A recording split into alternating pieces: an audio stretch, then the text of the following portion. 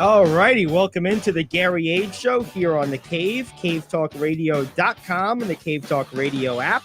Great to have you aboard. Gary Ayd solo today. My co-conspirator, Rich Anselmo, is unfortunately dealing with some health issues. Hopefully we'll have him back real soon. We'll keep you updated as we are able. But in the meantime, here to keep you company until noon. Great to have you aboard. And of course, you can find us on Facebook.com/CaveTalkRadioNY. The shows are airing there as we speak, of course, live, also on YouTube, and of course, the mobile app, Cave Talk Radio. So good to have you aboard. Gary Ayd here with you. Let's get started. The situation in the Lamar Jackson saga continues to fascinate me. It's not something we've talked about all that often. But I think it's worth mentioning right now and diving into a little details, because basically, and you don't see this very much, particularly with starting level quarterbacks in the NFL. You don't see this in the NFL in general, but you really don't see it much in the quarterback realm. And that is this idea that essentially restricted free agency. So the Ravens signed Jackson to a non-exclusive franchise tag, which means essentially other teams can make him an offer. The Ravens would then have an opportunity to match. And should the Ravens decline to match, what that would mean is that they would get compensatory picks. I believe it's 2 first rounders for Jackson's services, and the other from the team that ended up having the successful bid for his services. So that is how that works. Now, I don't know if that's a flat, no matter what, if you sign a non-exclusive offer, a non-exclusive franchise tag, if it's just automatically 2 first-round picks, or if that's position weighted or some other type of weighted performance-based thing. I don't know exactly all of the minutia behind what that compensation is, where that's derived from, but that's not super important. What is important, though, is someone of Lamar Jackson's abilities. I think he's a interesting player. I'm not super bullish on him, but I am bullish enough that if I could sign him for essentially trading 2 first-round picks, I would be interested in it at the right price. And that's where the problem is. And this is where I wanted to take sort of a clear head and objective analysis to what in certain parts of the internet has been, let's just say, anything but objective or clear-headed. There's a lot of mistrust toward the good faithness in which other NFL teams are pursuing Jackson. There's a group of people that believe it's racially motivated. And I'm here to tell you it's not. The bottom line is the deal that, and my co-host points this out all the time, the deal that the Browns signed Watson to, most NFL teams are fighting tooth and nail to not let that become the market standard bearer. Because with each successive major quarterback signing, and we see this in many walks of American life, sports is no different. This society is big on precedent. It carries a lot of weight. It carries a lot of influence. We see it in law. We see it in salary negotiations. We see it in sports. We see it in how organizations are built. The latest rendition of whatever to become successful in whatever automatically becomes the thing that everyone tries to copy because they just set the precedent until something else replaces it. And so the NFL owners are keenly aware of that. And I believe they are trying very hard, and justifiably so in my estimation, to prevent the 100% guarantee that the Browns gave to Watson from becoming the precedent and the standard for all quarterbacks going forward. And I think the idea is the more time that passes between the Watson signing and the present without another one of those all guaranteed contracts being signed, the more likely it is that they will reset the precedent to something more palatable long term. And I believe Lamar Jackson is more or less the most high profile eligible bachelor, for lack of a better word, to be, I guess you could say, victim of this plan to avoid this becoming the automatic full guarantee for quarterbacks becoming the norm. And because he's obviously and his representation have been pressing for that, understandably so, and they're not getting anywhere. So when people say, well, then no one's giving him any offers, it's the NFL's either racist or the NFL is this or that. This is a business.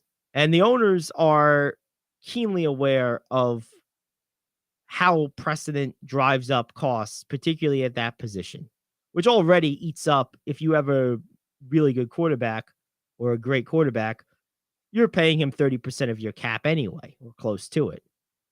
You don't want to make that any worse. So what's happening is these owners are just not signing him to these offer sheets because they don't want to continue to perpetuate that precedent. And so the Ravens, aware of that sentiment among other teams and probably amongst themselves, are playing a little bit of hardball, trying to get a value at a position where you very often don't get value, almost always don't get value. And who can blame them? So if I'm Jackson, if I'm his representation, I think you have to course correct here a little bit. I think you have to, for lack of a better word, take the L on the fully guaranteed thing. I think you could probably, if you're Jackson, drive an annual salary north of 40 million, but you can't do it with a fully guaranteed, 100% guaranteed clause. You might be able to drive a record-setting signing bonus with front-loaded contract, which would be the closest you get to a fully guaranteed, but you're not going to get a fully guaranteed offer. It's why no one's making offers right now. There's been reports of Tennessee being interested. There's been reports of a few other teams perhaps kicking the tires, but this should be and would be with a more palatable demand from Jackson's side, a comparative feeding frenzy. I mean, I'm not super bullish on Jackson, but you still have to look at it for what it is. This is a guy who has won an NFL MVP. He's won 70 something percent of his starts. He's 20, whatever, 5, 6, 7 years old, something like that. This guy's a top 10 or right around there NFL quarterback. He is. So the opportunity to get him for essentially 2 first-round picks should be like a no-brainer, except there's this issue of the fully guaranteed contract. And he and his representation have not been willing to come off it yet, probably reasoning that if we hold out long enough, someone will bite because of how good Jackson is, which might happen. But so far, the NFL owners have held strong and said, no, we're not biting. What happened with Watson is not going to be the new precedent. It's similar to the Rudy Gobert trade in the NBA. Rudy Gobert is a fine player, one of the best defensive players in the NBA, and a really good pro, an all-star. But he's not someone that you would trade 5 or 4, whatever it was, first-round picks for ordinarily. The Timberwolves did. And when Kevin Durant hit the market, you may remember, before he was moved to the Suns, they were talking 6 first-round picks and this, that, and the other thing. And the owners were like, no, we're not using because the reasoning was, well, if Gobert's worth that, what's KD worth? Well, less than that, because Gobert wasn't worth that. It happened, but no. We're not using that as precedent going forward for these type of trades. That's what's happening with Jackson right now. It's the same thing. The NFL is not going to use, the owners, the front office people around the league are not going to use the precedent of the Deshaun Watson contract as the barometer for which to sign future quarterback contracts. Because then all of a sudden you're talking, well, if Deshaun Watson, who hasn't played in a couple of years and this and that and the other, was he ever won? Oh, I've won an MVP. What am I worth? No. If anything, quarterback values as a percentage of caps have to go in the other direction, because it's becoming increasingly clear to me. I've been on this train a long time, but it's becoming increasingly clear to me with every passing year that your best path forward is not finding the next whoever you want, Brady, Mahomes, Rodgers. The reason the Chiefs are so successful is it's not just Mahomes. It's a lot of guys. It's Chris Jones, it's Travis Kelce, it's Andy Reid, it's fill in the blank. You need a team in football, a great team to win. And when you have a quarterback eating up 30, 35%, 28% of your cap, it becomes basically fiscally impossible to sustain that. I mean, look at the Rams. They went all in. They got their title, but now they're paying the price for it. They're in salary cap hell. So to me, if anything, you got to start bringing those quarterback salaries back down to 20% of your cap, 22%. You have to. Ideally, like under 20%. That's going to be hard to do. But the bottom line is, if I'm a team and I know I need to build a winning foundation, I need a lot of players at a lot of positions to do that. I can't just have it be one great quarterback. And I think that that's where the NFL is going to at some point have to make a pivot. They're either going to have to radically increase the cap, which owners are not really keen on doing, or they're going to have to kind of come out with some carve out for quarterbacks where maybe they count against the cap in a different way, or maybe they're in some way exempt from the cap or something, because the demand, the insatiable demand for the next great quarterback just continues to drive those prices up. And at some point, just from a ratio of quarterback salary to salary cap availability, it just becomes unsustainable to have a team built around that person. So that's going to make you want the Tuas. That's going to make you want the Ryan Tannehills. That's going to make you want, the good guys who aren't great guys. The Jimmy Garoppolos of the world. And Lamar Jackson, to get back to that, he's somewhere between that crop and the Patrick Mahomes, Josh Allen group. He's not anywhere near as good as those two. He's far better than the other guys I just mentioned. So how do you handle that quote unquote upper middle class of NFL quarterback? It's a tricky thing. It's not simple. And more to my point, it's not black and white. This is not a race thing. The instant run to, oh, he's a black quarterback, so the NFL doesn't want him, that instant cop-out is weak, wholly inaccurate, and lacks any type of objective reasoning or significant thought or brain function. If you think that, you're just not paying attention. You don't understand what's going on. And it's my opinion that Lamar Jackson could have 6 offers competing for his services tomorrow if he were to come off this fully guaranteed demand. Even putting aside the stuff I said, even putting aside the high price of these quarterbacks for the time being, teams are willing to pay that right now. They are. They've shown it. So I think you can get 50 million, 40 million, 45 million a year if you're Jackson. I do. You're just not going to get it all guaranteed. If he came off that, if his representation came off that, there would be a bidding war in seconds. And it would look like a proverbial steal to get him from the Ravens for 2 first-round picks. But if he came off that, the Ravens would probably match, because I'm sure the Ravens are less concerned about his salary and more concerned about the full guarantee nature of it.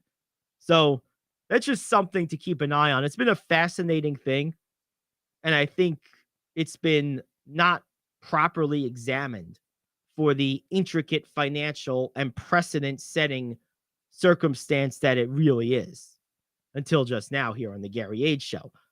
So anyway, there you have it. This segment has been brought to you in part by Days Coffee. one of the best coffees around in Middletown, New York. Check them out. North Street, Days Coffee, 85% less caffeine on average, still gives you a great pickup and tastes great. It's easy on the stomach. It's got great health benefits. It's a special formulation with a patented enzyme formulated by its founder, Dr. Grant Lee, who's a retired cancer pathologist. Check that out. We have a great deal for you at radioonlydeals.com. Get a $4 gift certificate for just $2 at radioonlydeals.com. That essentially means you can walk in there and get a free cup of coffee. I suggest the Americano, the iced Americano. You can go a lot of different directions. Their hot coffee is great. They have a wonderful tea selection too, including a honey ginger tea, which is to die for. Again, go to radioonlydeals.com for a $4 gift card for just $2 to Days Coffee. These are instant deliverables, single-use email, digital gift cards. You'll get an email. You'll click a link. You'll hit the redeem button in front of the Days cashier. They will honor it, and that is how that is done. Single-use only. Check them out, Days Coffee on North Street. We're back after this with the question of the day. Later up, we'll have the OC Smash and the OC Bombers today. We'll hear from a few members of the Smash organization. We'll hear from Rich Orhen and Adam Van Etten, two of the coaches, and we'll hear from Tia Marchese later on in hour 2 from the Bombers. She's also a coach and former player, so we got a lot of local coverage today as well. Next up, though, is the radio question of the day. We're doing 2 of these today, no top 5 because of no Rich, so we'll do 2 questions of the day, one now and one in hour 2. The first one's coming up next, the Gary Ayd Show here on The Cave. Coffee lovers, Middletown is now officially home to the home run of our favorite beverage, Days Coffee. Days' patented blend contains approximately 85% less caffeine than other coffees, which makes it better for you, yet unlike decaf coffee, still gives you that great pickup and tastes amazing. Formulated by a retired cancer pathologist, Dr. Grant Lee, Days Coffee is fermented with a patented enzyme that until now required a complex and thus expensive sourcing and production process. With Dr. Lee's formulation, this enzyme's great health benefits can now be brought to your cup quicker, easier, and cheaper than ever before. Here's how you get a hold of this game-changing cup of joe. Go over to radioonlydeals.com and get a $4 gift certificate to Days Coffee for just $2. That's radioonlydeals.com to buy your single-use digital gift certificate for Days Coffee. Radioonlydeals.com. That's radioonlydeals.com. Enjoy the preferred coffee of the Gary Ayd Show. Enjoy Days Coffee. Signing Day Sports is preventing college recruits from stealing an extra inch. I am KO, back in 1 minute with your sports question of the day. If you have diabetes and you're on Medicare, you may qualify for a free continuous glucose monitor system. Managing your diabetes is crucial to your health. The new CGM systems can automatically manage your diabetes better for you. And by using a CGM system, you can eliminate forever one thing most people with diabetes hate the most: finger sticks. Now it's possible to manage your diabetes better, end the painful finger sticks, and get a new CGM monitoring system at little or no cost to you. We even provide in-home delivery and do all the insurance paperwork for you. Now is the best time to manage your diabetes better and get your continuous glucose monitor. Call now for details. Call 800-438-1391, 800-438-1391, 800-438-1391. That's 800-438-1391. Paid for by U.S. Med. Recruiting app Signing Day Sports is now being used by more than 500 colleges and universities to secure accurate metrics on potential recruits. Sports Business Journal reports the app uses overlays, side-by-side comparative video data, and stringent electronic protocols to verify recruits' metrics. Signing Day GM Jeff Heklinski notes that the app's approach helps prevent recruits from paying for fraudulently verified alterations to their listed height and weight. Question: does your driver's license accurately reflect your height and weight? Height, yes. Weight, that changes with the seasons, you know. I don't know what my driver's license has to do with college measurements, but I'll tell you this. This is a major problem and has been for quite some time. Basically authenticity.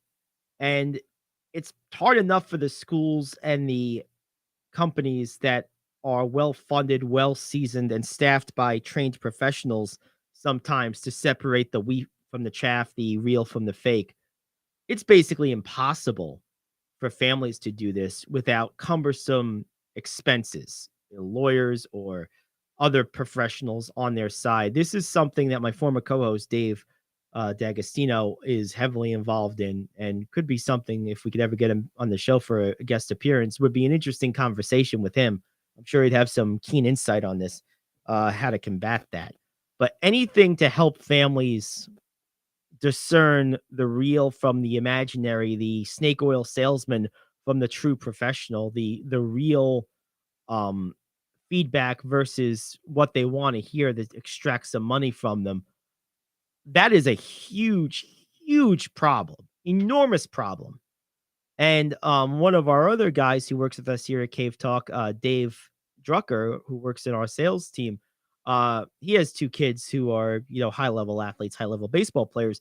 And I'm sure this is something he sees, and I know he does. We've talked about it all the time. Parents getting taken to the cleaners because they're trying to either do what's best for their kid and or capitalize on the talent that they perceive their kid to have. And the problem is, there's probably not a single person in most cases on the planet that cares more about the well-being of their kid than their parents. But there's also probably not a single person on the face of the planet in most cases who is a worse judge of their kid's actual ability, particularly in sports, than their parents. Even if those parents happen to be big time, if they happen to be in that space, the ability to see the forest through the trees when you're dealing with your own child is very, very difficult. And even for a trained professional, if you're not a trained professional at talent evaluation for your given sport, and you're a parent of a young athlete, you have no chance of being objective and realistic in what their actual ceiling is. No chance, because even the pros get this stuff wrong all the time, right? I mean, how many busts do we see? It happens constantly. So it's not, forget fair, it's not reasonable to think a parent could pull that off. And that's the whole problem. The sharks that extract money from these parents, basically pulling on their heartstrings and their lack of ability to be objective around their kid,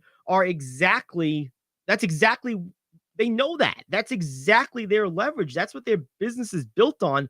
So it makes it so slimy. It's a horrible thing. So any technology or any service that can try to negate that to some degree, I'm all for it. I'm all for it, because you feel for these parents. You do. You're getting extracted hundreds, thousands, sometimes tens of thousands of dollars because of the love of your kid and your belief that if I just go the extra mile, we can maybe get him or her to that next level. It's wrong, man. It really is. Here's the cold truth. When you break down the number of high school athletes that go to college, there's a precipitous drop, a very small percentage. Then you break down that number to the athletes that go to major Division I programs, it's even a smaller number.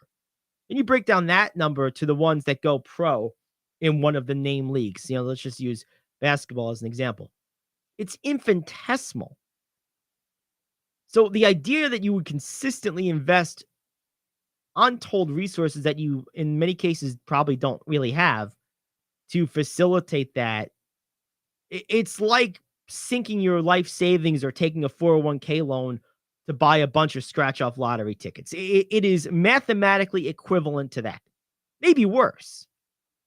And the other hard truth of it is, if your kid really is that good, you don't need to do any of that.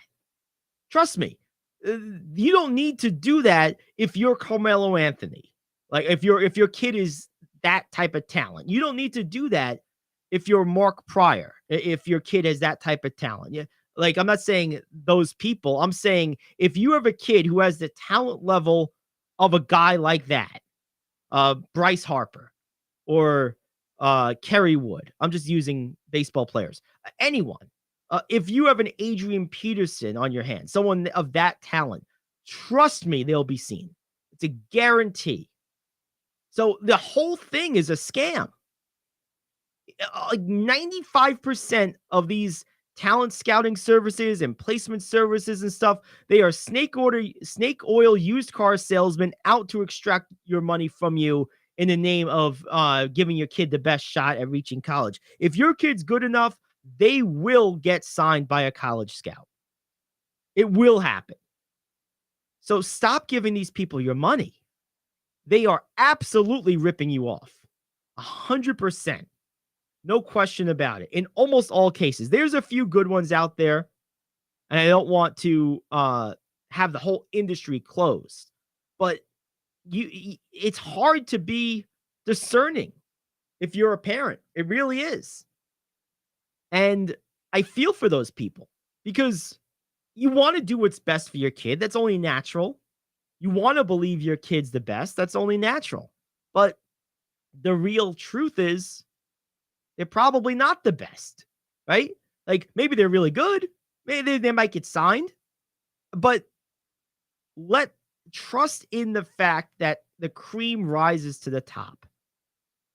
If your kid is really, really good, they will get seen. These services don't necessarily push you to the top. What pushes you to the top is talent development. It's playing experience. It's competent coaching at a young age. Organizations like the Smash, like the Bombers, that's where you get pushed to the top. That's where you have the ability to hone your skills and develop your whatever natural talent you may have. And polished talent always shines brighter than raw talent does. And that's what you need. You want to join an organization that is about player development, is about character development, because character, while at the professional level is a nice to have, where it really is a must have, character is the underpinning of work ethic in most cases. And in almost all cases, work ethic is a prerequisite to getting to a higher level in any vocation, including sports.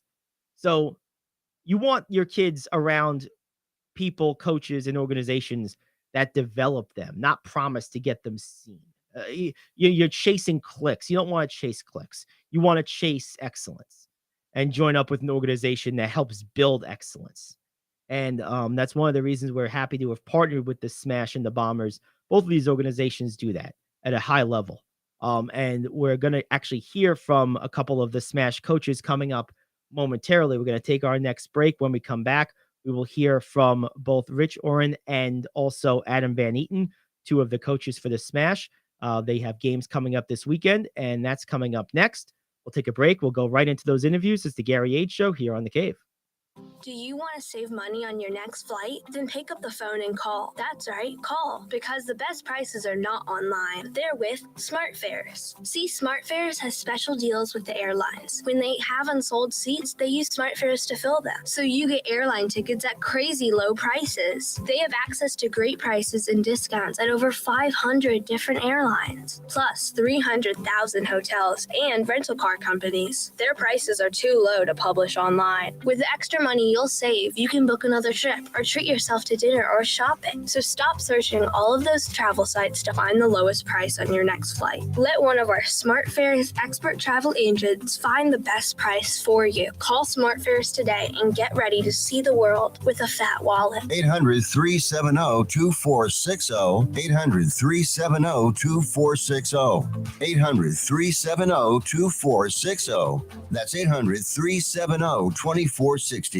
Come on, you watch the news. Be prepared to pay more taxes. Then if you owe back taxes or haven't filed in a few years, get ready. The IRS, the largest collection agency in the world, will be coming after you with the power to collect taxes by any means they want to. Hey, they can freeze your bank account, your passport, even padlock your business. Oh, good times. Look, if the IRS claims you owe them $5,000 or more in back taxes and they're coming after you, don't panic. Call my friends at Get a Tax Lawyer first. Their job is to negotiate with the IRS and save you money. They're experts at it. That's all they do. And you can trust them. In some cases, they have reduced a $50,000 tax bill to less than $1,000. If you owe the IRS $5,000 or more in back taxes, call now for a free consultation. Call 800-649-8617. 800-649-8617. 800-649-8617. That's 800-649-8617. All righty. All right. So, all righty. All right. All righty, here we go. It's time to hear from our friends at the Orange County Smash. CaveTalkRadio.com and, of course, the Cave Talk Radio app. I am joined now by one of the coaches for the OC Smash, Rich Orhen. What's going on, Rich? How you doing? Not much. How are you? Thanks for having me. My pleasure. Thanks for joining us today. I know you guys have a big tournament this weekend up in Pennsylvania. Now, is it actually in Hershey or nearabouts there? It's just outside. I think it's pronounced Palmyra. Palmyra, the yes. Actual town. It's just out. It's within 10 minutes of where the park is. There you go. Very good stuff. So you guys are playing in a 4-team tournament. So you're guaranteed at least 3 games. Is this a park or a field that you've played at before or coached at before? It's actually in a dome. So It'll be played indoors. There's 2 fields, both outfields basically up against each other with the home plates on opposite corners of the dome. We actually played in the same tournament last year, and we had such a good time with it. We thought we'd give it a try again. It was a good warm up for our spring season back here in Orange County. Very good. Now, obviously, when you get a fresh team, a new team each year, is it often that most of the kids, I mean, they're relatively young, of course, but besides that, dome baseball is not all that common. Is it pretty normal for them to have never played in a dome before? And if so, what's that like first experience usually like for them? Well, I'll tell you, for the bulk of my team, I've had almost all my same kids for about 4 or 5 years already. I'm in a very unique situation. We've all but one of these kids will have played in the dome last year. I almost had all but one kid last year all played in the dome, so they've had some experience. So they kind of know what the atmosphere is like, so which is good. It won't be a surprise to them. It definitely is different. You know, the light in the domes are different. Obviously, there's no wind. There's no sun. You know, there's definitely, some benefits and tough parts also. But I'm lucky. I'm lucky that I have all my 9 out of 10 kids coming this weekend are kids I've had for at least 2 or 3 years. Some I've had since they're, I think, 6 going on 7. Wow. We started this for a while, so I've had some of them for a very long time, and we all know each other really well. We're definitely a family. And so for a lot of them, this won't be a new experience. But for our new guy who joined our team this year, I think he'll fit in just fine. He's a talented player, and I think he'll be just fine. Very, very good. Last thing on the dome itself, what are some of the maybe advantages to having so much experience? Like what's a specific oddity of playing in a dome versus outside? I would definitely say the idea of being able to see the ball coming at you as compared to outside. The sun can be at different angles. It's generally cold in there and it's not hot. Sometimes it's not freezing, but sometimes being cooler is a little easier to play than when it's scorching hot. The turf is great too. The one great thing about playing on turf is you don't get any weird bounces or hops. Everything's very true. That's the positive. The negative is it's very fast. Yeah. So, if it gets by you, it's going to get by you. And, right. the other team's going to run. So right. that's there are pros and cons, and that's probably the con. Sure. So now, with all the experience you guys have had playing, managing these kids for so long now, going into a early season tournament like this, I imagine there's not a whole lot of jitters or early season bugs like that because you guys do have so much comfort with each other. Is that correct? I would think so. I mean, I think it's nervous for all of us when we go in. Even as a coach, I'm not gonna lie, I'm nervous going into our first games. Almost every game we go into. Sure. Do I put the right lineup together? Am I pitching the right kid? Does this kid belong in this position, that position? There's still nerves, which I think is healthy. I think nerves are important, and then that means you're human a little bit, and it's a normal part of sports. And I tell the kids it's all right to be nervous. It's not, Boomer Esiason has a quote on the radio I love. He says, "Pressure's a privilege," and I absolutely love that line. And it's all about nerves, and getting used to it, and that's part of the deal. If it were so easy, we'd all be pros, right? That's very true. There's no doubt about it.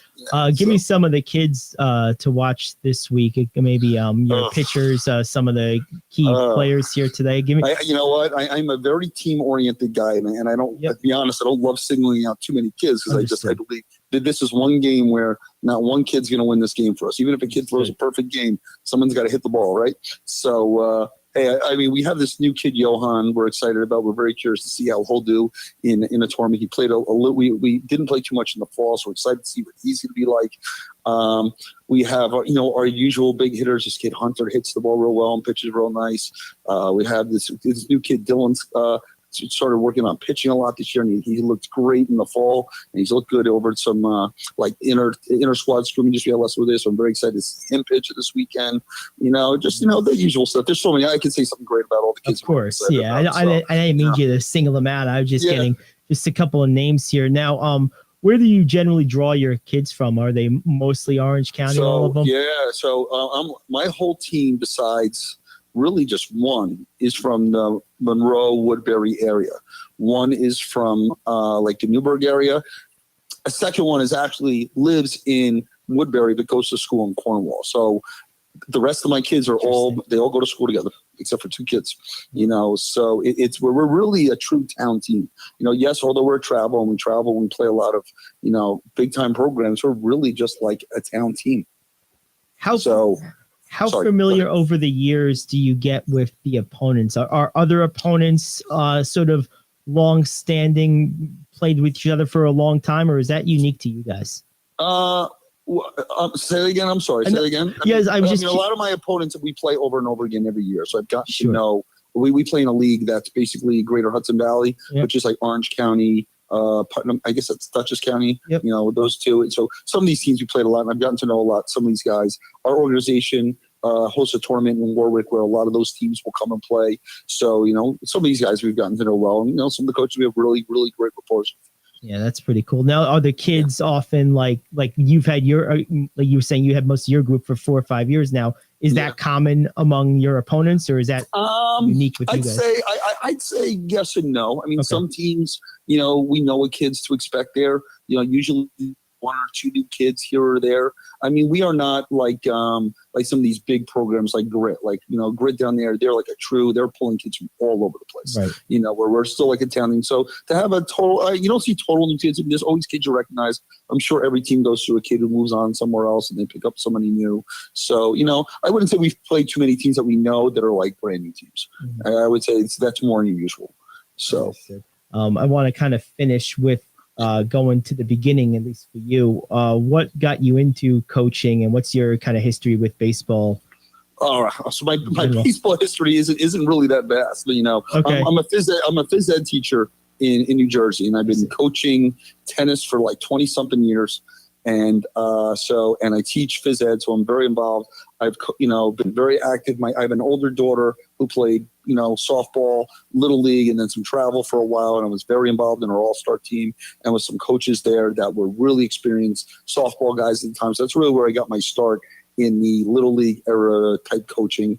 And then when my son got of age, we're a sports family. You were playing sports. We picked up soccer and baseball pretty quick, and baseball he loves, and I knew I was capable of coaching in the sense of, coaching to me is teaching, the skills part I can learn, and the skills part I can learn with help from others as my assistant coaches who do a tremendous job helping me.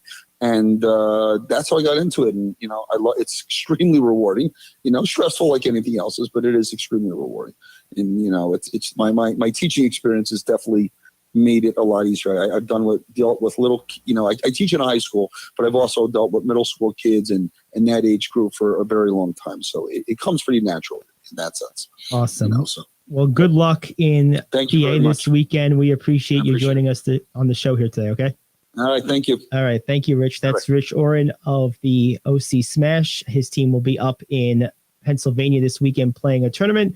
We'll have a full scoreboard on Monday and some player reactions as well on Tuesday. So stick it right here. We'll be right back. The Gary Ayd Show continues on after this here on The Cave. Coffee Lovers Middletown is now officially home to the home run of our favorite beverage, Dave's Coffee. Dave's patented blend contains approximately 85% less caffeine than other coffees, which makes it better for you, yet unlike decaf coffee, still gives you that great pickup and tastes amazing. Formulated by a retired cancer pathologist, Dr. Grant Lee, Dave's coffee is fermented with a patented enzyme that until now required a complex and thus expensive sourcing and production process. With Dr. Lee's formulation, this enzyme's great health benefits can now be brought to your cup quicker, easier, and cheaper than ever before.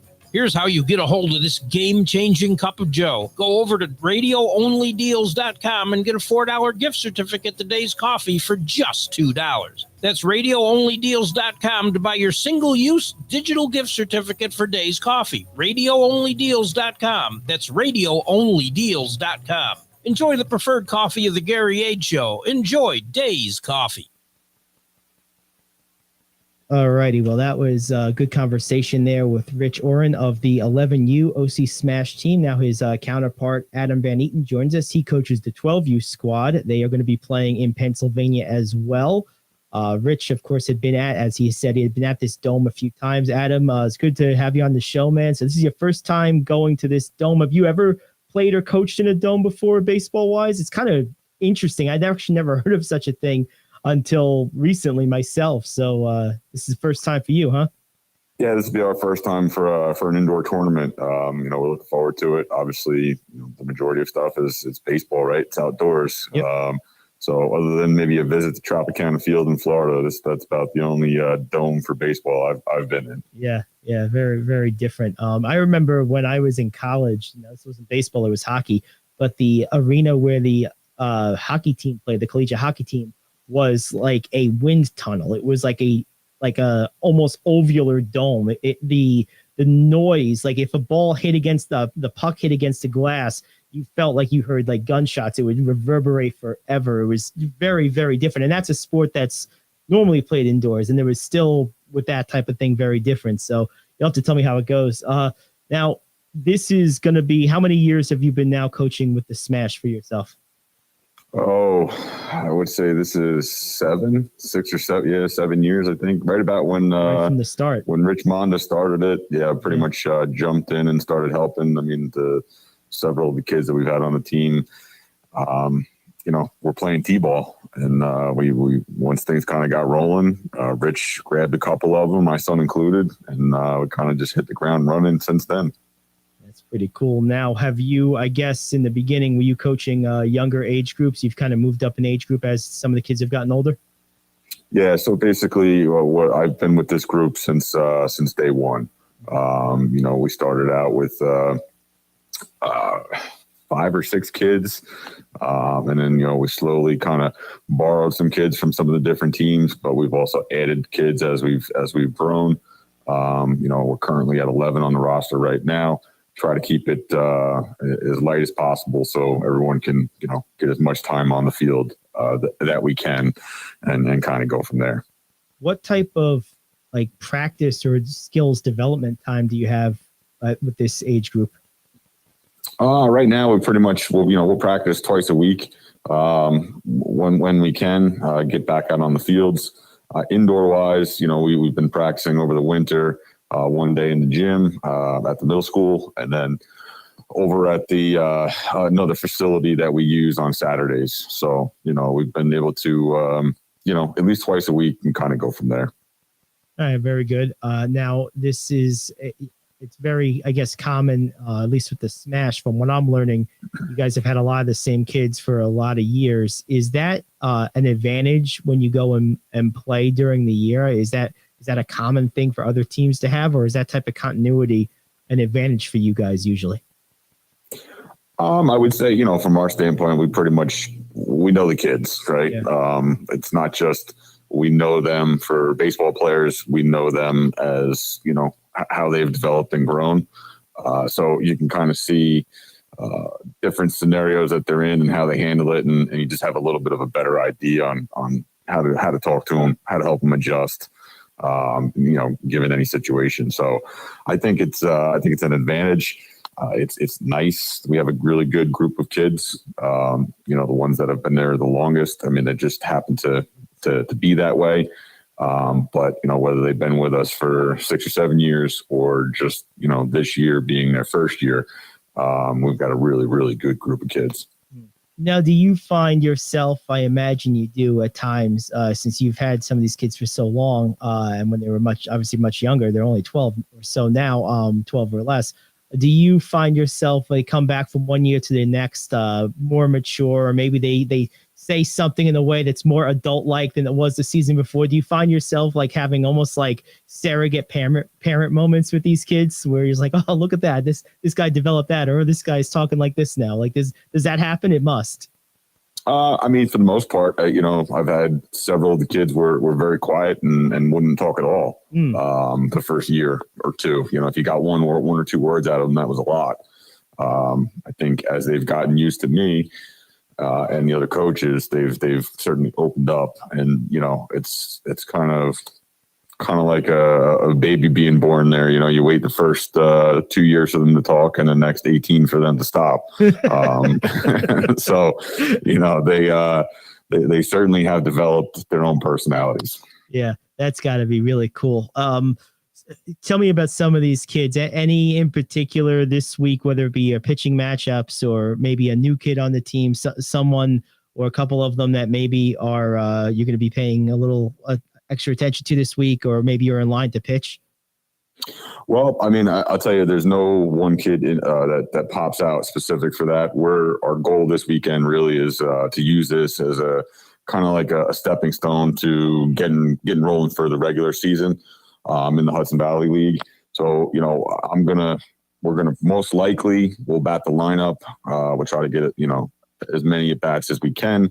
Hopefully we're swinging the bats well, and then we can do that. Kids in the field, we're going to try to move everyone in and out and around as much as we possibly can. But obviously we want to stay in our best defensive positions. Pitching wise, this is going to be an interesting year in general for pitching because we're going to Cooperstown in July, and you need every arm possible. So we have 11 they pitch weekend, but they're all going to pitch at some throughout the season. Oh, wow. And that's going to be really, really good in the sense to have a lot of different options, and it's going to kind of show what we have and what we don't. Ideally we get to the end of the year and Cooperstown is there and every kid's going to get an opportunity to pitch. That's the ideal scenario. Do we get there with 11 pitchers? Hopefully. But if I can at least have 8 of the 11 kids that, are comfortable and we feel comfortable with them on the mound, that'd be a huge advantage for us down the road. There you go. Well, hey, best of luck in Pennsylvania this weekend. Enjoy the Dome experience for the first time, and we'll be talking, I'm sure, throughout the year. Thank you, Adam. You got it. Thank you. All righty. That's Adam Van Etten joining us here on the Gary Ayd Show. Back after this here on The Cave. Do you own a timeshare? Well, face the facts. You made a mistake. You made a bad purchase. A timeshare is not an investment. It's a money pit that continues forever. If you use your timeshare, that's great. But if you don't, and you want to legally get out of your contract, call my friends right now at the Timeshare Exit Hotline. They're an experienced team of lawyers who help good people like you get out of a timeshare contract that they just don't want. Don't throw away your money on maintenance fees. Use it for things you really want. We can help you end your timeshare contract and stop the money drain immediately. If you are ready to move on with your timeshare, call our team right now. Cancel your timeshare now with a free call.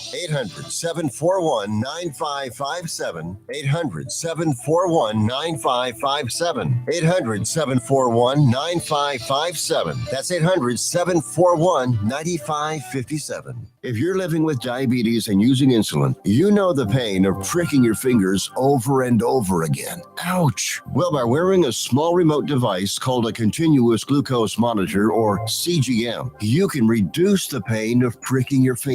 If you administer insulin 3 or more times per day or use an insulin pump, call now and learn how a CGM can help you. Painless. No more pricking my finger. No finger pricks. Convenience. They delivered it free and they took care of all the paperwork. You can reduce pain right away. Plus, it's accurate, easy to use, and helps you spend more time in And if you have insurance, you can get a new CGM at little or no out-of-pocket cost. Call now and get free shipping of your new CGM. Plus, we'll bill your insurance for you. 800-826-5884. 800-826-5884. 800-826-5884. That's 800-826-5884. All righty, we're back here on the Gary Ayd Show. Great hearing from Adam Van Eaton and Rich Orhen there from the OC Smash. We'll have the OC Bombers coming up in hour 2. Tia Marchese will be joining us. In the meantime, we got a couple minutes before the top of the hour. We were going to do some NBA, look at the Knicks in particular. But before we get into that, I did want to look at this. We opened the show, of course, with a pretty extensive breakdown of the Lamar Jackson situation. He actually doesn't have an agent, so I'm sure he has advisors, but he is his own agent. And there is a league-wide memo that went out. ESPN is reporting this. According to the memo obtained by ESPN's Adam Schefter, the NFLPA informed the league that a fitness instructor named Ken Francis, a business partner and fitness equipment person named Ken Francis, may be trying to reach out to teams to enter negotiations regarding Jackson.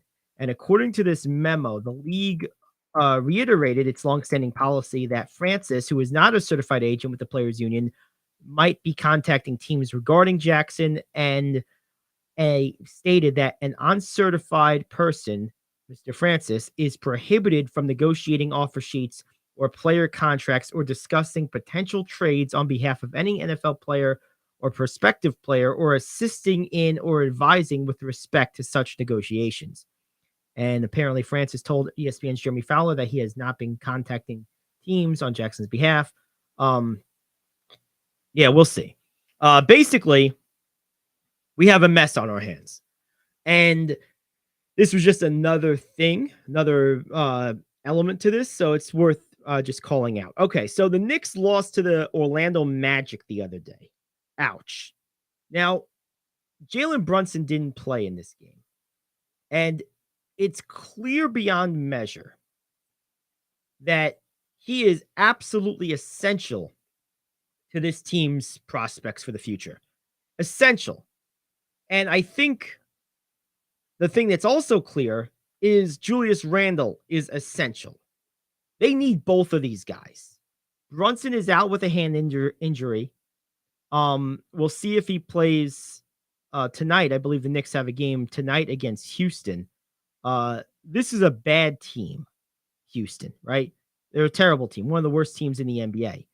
The Knicks are a good team who are capable of, actually, I lied. That game is coming up on Monday. So the Knicks actually have a rare weekend off. So they're going to be well rested. We'll see if Brunson's ready for that game against Houston on Monday at the Garden. So they're actually off over the weekend, which is good. But the Knicks are very ordinary when Randle or Brunson doesn't play. Now, Randle's been healthier this year than Brunson. Brunson's been mostly healthy, but he's lately been in and out with injuries. They need those two. There is a sort of like a fan base civil war going on within the organization, within the fan base, of the organization, in terms of who's more important, who's better. Here's the real answer. Both guys are equally essential. You can't have one without the other and have the success if you're the Knicks. You need both of them. It's not a who's better. It's they need each other. Randle makes Brunson better. Brunson makes Randle better. They cover each other's weaknesses. They cover each other's shortcomings. They're different type of players, obviously whole different body types, totally different. So they make a whole. And that's good.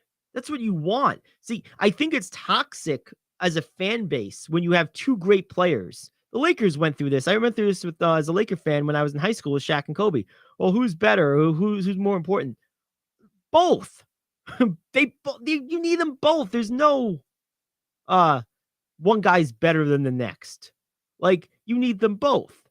Now, in the case of Shaq and Kobe, there was a huge age difference, about 6 or so years age difference. So, of course, long term, you're going to keep Kobe, which is what the Lakers did. It made sense. But with these two, they're pretty close in age. I think they're a year or so apart. They're pretty close in age. You need them both. So it's toxic as a Knicks fan to say, well, Randall wouldn't be anything without Brunson. Well, Brunson wouldn't be what he is without Randall, right? They need each other. And when one of them doesn't play, you see it on the court immediately. Brunson brings a grittiness and a leadership to the table that this team lacked a little bit last year, as well as ball skills. Randall brings production, athleticism, a place to go with the ball when things get sticky, and again, another form of leadership, leader by example, that they need. Both of these guys are just as important as the next. And I've watched a few games this year where Brunson hasn't played and the team hasn't looked great. I've watched some games where Randall either didn't play or played poorly and the team follows. Those are your two best players. You need both of them. The Knicks aren't a loaded roster where they can absorb losing one of their two best guys and still be good. The Bucks can do that. Philadelphia at times can do that. Boston can do that. The Knicks don't have that kind of roster right now. They just don't. So you need both of these guys. And it does put a lot of pressure on both of them to be available on the regular basis. The best of ability, right, is availability. And it does hurt the Knicks maybe more than a lot of other contending teams when one of those two guys is out, because they just don't have the depth. RJ Barrett is not, at least in my estimation, where I thought he would be at this stage. He's okay. He's solid. But I don't trust him. He's not consistent enough or good enough, in my estimation, to be a number two scorer when called on to have to be that. He's normally defaults to the number 3, and that's okay. But when he's the number 2, he's just not that type of guy on a nightly basis. Sometimes he is, but not all the time. And when you're talking about a 1 or a 2 on a team, on a playoff team, you need that every night. You need to be able to rely on it. And RJ Barrett's not that. I'll tell you, if anything, I think the Knicks are in a better position roster-wise to weather short-term injuries to Brunson than to Randall, because I'll tell you what, Emmanuel Quickley is a pretty good facsimile of Brunson in a lot of ways. He's not Brunson, but he is a much better player at the 1 than Randall's direct backup at the 4 is, which is Obi Toppin or Isaiah Hartenstein. Take your pick. Neither one is exciting, right? Toppin played 12 minutes last night against Orlando, is 2 of 7, he had 5 points. Hartenstein played 16 minutes, had 6 points. That's not going to get it done, right? So, you have a much better bench behind Brunson than you do behind Randall. The Knicks bench is much better suited for absorbing the loss of a guard than the loss of a forward. Between Josh Hart and Quickley, those two guys, you can move things around a little easier. There's a huge drop-off between Julius Randle and Obi Toppin, a cavernous drop-off. There's a very big drop-off between Jalen Brunson and Emmanuel Quickley. Like I said, and I mean it, they need each other. They need both those guys. But that drop-off is far smaller than the drop-off between Randle and Toppin. I mean, that's an incalculable drop-off, right? Whereas Brunson to Quickley is a very big drop-off, but they make tape measures long enough to measure it. You can't measure the drop-off between Randle and Toppin, right? It's cavernous. It's incalculable. So tough loss against the Magic, man. That's a bad game to lose. This Magic team is weird like that. They've won a lot of weird games this year, and it's been very interesting. All right, let's take a break. We'll come back. Top of the hour, we'll have our second question of the day. At 11:20, we'll bring on the OC Bombers, Tia Marchese. She'll be joining us to talk a little season preview. Their team and that organization gets their season started this weekend. We'll have a full scoreboard on Monday. And then, of course, we'll have more over the weekend, what to watch, NBA games, other things, some news and notes. A lot to get to. Hour 2 around the corner. It's the Gary Ayd Show. Back after this here on The Cave.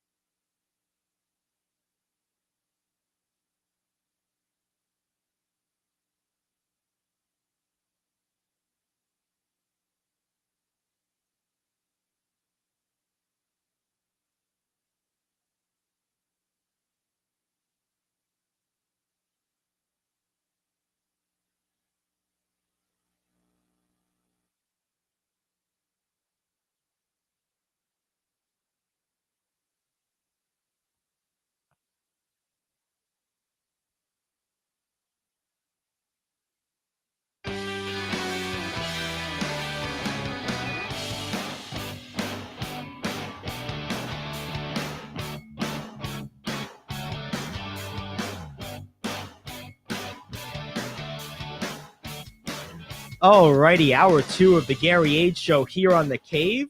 Great to have you aboard. CaveTalkRadio.com and, of course, the Cave Talk Radio app. Many of you have installed that recently. Those app numbers are growing at a very quick rate, so thank you for that. It's great to have you aboard. Gary Ayd flying solo today. Rich Anselmo dealing with a few health problems. Hopefully we'll have him back soon. We'll keep you updated as we can. In the meantime, we have a nice second hour in store for you. Question of the day 2.0. No top 5 today. We'll have the OC Bombers, Tia Marchese, join us in about 20 minutes. That was an interview I recorded with her yesterday, so we'll get to play that. And then, of course, we'll have what to watch over the weekend. There's a lot of NBA games tonight, in particular, 10 on the docket. We'll go through some of those. And then we'll finish off with some news and notes, a.k.a. news you can use. Right now, it's time for the radio question of the day 2.0. We didn't get one yesterday because there was no show yesterday. So we're doing 2 today. We did 1 in hour 1. And here's the second one, radio question of the day. March Madness is a good gamble. I am KO, back in 1 minute with your sports question of the day. If you have diabetes and you're on Medicare, you may qualify for a free continuous glucose monitor system. Managing your diabetes is crucial to your health. The new CGM systems can automatically manage your diabetes better for you. And by using a CGM system, you can eliminate forever one thing most people with diabetes hate the most: finger sticks. Now it's possible to manage your diabetes better, end the painful finger sticks, and get a new CGM monitoring system at little or no cost to you. We even provide in-home delivery and do all the insurance paperwork for you. Now is the best time to manage your diabetes better and get your continuous glucose monitor. Call now for details. Call 800-438-1391, 800-438-1391, 800-438-1391. That's 800-438-1391. Paid for by U.S. Med. March Madness is predicted to break gambling records, with 1/4 of all U.S. adults wagering an anticipated $15.5 billion. The American Gambling Association predicts that 68 million adults are expected to place bets this year, and many of them are first-timers. While online and mobile betting have paved the way for easy access, the AGA reports Americans still bet more than $510 billion on the black market each year. Question for bettors: would you rather place a bet legally or illegally?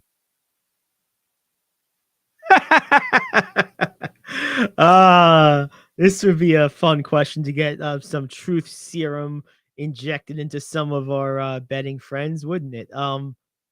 Look, I can't really speak to this. I'm not a heavy sports bettor. I do use DraftKings occasionally. I use Resorts World betting app more, local alternative out of Monticello. Look, I prefer to do everything legally, right? Like, because the problem with illegal activity, besides it being illegal, is because it's illegal, if the other guy decides to screw you, what are you going to do? You're not going to go and report to the police that the illegal bet you placed was the guy didn't pay out or whatever. What are you going to do? So yeah, give me the legal alternatives. We have fought, and when I say we, I mean the sports industry and the media industry in particular has fought tooth and nail for decades and decades to get sports betting as legal as it is now. It's still sort of a gray area in a lot of places, but it's more legal in major areas than it ever has been, and that will probably continue to be the case. Why would you bother why wouldn't you go the legal route, right?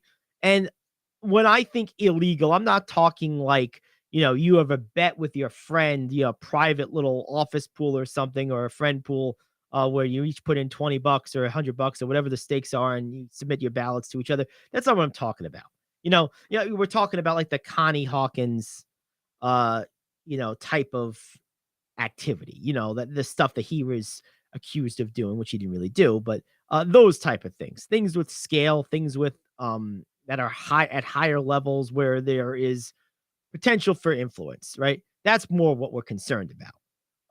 So yeah, I'm not getting involved in that stuff. I'll go on FanDuel. I'll go on Resorts World. I'll make a bet with my friends. I prefer that, but I'm not the target of this question, right? This is a question for people who put a lot of money into this. I know a guy I went to high school with, Danny, who last time I ran into him was kind of David, excuse me. There's two of them, they're brothers.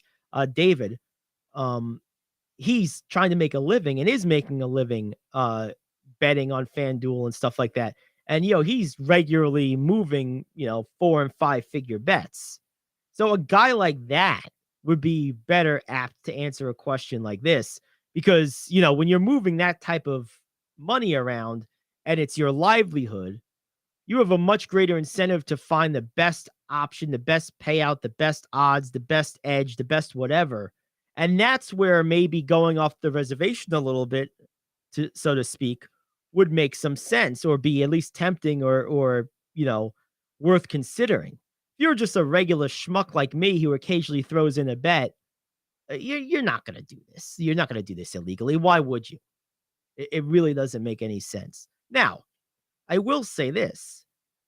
By the letter of the law, that bet with your friend, if you win more than $600, technically is illegal if you don't report it to the IRS by technicality standpoint, right? It's probably not going to happen. I know as an avid poker player, casinos are required to submit a tax form to have you complete a tax form for prizes of, I believe, $10,000 or greater. I've never won a prize quite that big at a casino, but I have won 4-figure prizes. I've won and cashed in larger poker tournaments that had payouts of, first prize was $2,500, $3,000. I've had those type of payouts before. And, to be honest with you, that was a number of years ago. I'd probably rather them write me a check than walk out with that much cash at this stage in my life. It is a little uncomfortable walking out with that amount of cash because not only do you have it on you, but anyone that was in the vicinity of the poker room when you won the tournament knows you have it because you just won and they paid you out. So it's a weird thing. It is. So I could understand why people maybe sometimes go the route of the under the table because it's a little bit more private, right? It's a little more secretive. And you don't necessarily want people knowing how much money you're making or whatnot. I get that. At least when you're playing at a casino. Now, betting legally online from the privacy of your own app, you do have the privacy. So that's really not necessary, which is why my standard answer to this question is really just as simple as this. I'm not going to bet illegally, but I understand if I was doing this for a living, I would be looking for every edge I could get. And if that edge included a bet that's a little bit off the reservation, I might consider it. I can't say that I wouldn't. But I can say I won't because of, how I engage in sports betting and how minor a part of my life it is. But if it weren't that minor, if it was my primary vocation or something I have significant money and time sunk into on a regular basis, I can't sit here and say I wouldn't look to push the envelope. It's no different than it's why I've always defended the PED guys. Like when it's your vocation, you push the envelope. And it's a good thing people do because what is now considered borderline decades ago would have been considered heresy. And decades before that may have even been criminal, right? So the pushing of the envelope to get ahead in one's vocation is one of the most foundational pieces of societal progress on the planet. It's one of the biggest drivers of progress in society is people pushing the envelope, because once someone pushes the envelope beyond wherever the line is at that moment, there's some outrage, there's some backlash. And then over time, if it proves successful, there's, that worked. How did they do that? Well, let me see if I can do that. And then all of a sudden it becomes commonplace. And then because it becomes commonplace, you need to push the envelope the next step to get a similar edge. And that's how the cycle perpetuates itself. sports gambling, in a lot of ways, gambling illegally, now that it's more legal than not, is a lot like taking performance enhancing drugs, because you're looking for that edge in a world where your former edge has been basically normalized, right? Think about it. Like back when Babe Ruth played, there was nothing. No, like getting an edge was getting a good night's sleep and not going out drinking the night before. Fast forward to the age of Ted Williams 20 years later, and he kind of pioneered the concept of getting a good pitch to hit, high on base percentage, not swinging at things outside the zone. And he got a lot of criticism for that, right? Joe DiMaggio, his biggest contemporary, said he won't swing outside the zone to get a big hit. That's not winning baseball. And now Williams' approach is basically the Bible of modern hitting analytics, on base percentage, right? Slugging percentage. Make them count when you hit them, and don't swing at bad pitches, right? Now it's the Bible. At one point, it was heresy. In Williams' day, it was pushing the envelope. Then you fast forward decades later, you got guys weightlifting starting in the 60s or 80s or whatever.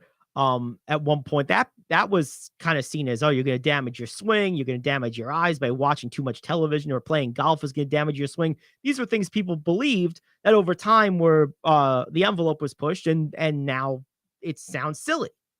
That's how this works. So sports gambling in a lot of ways is similar. It really is. Now that it's mostly legal.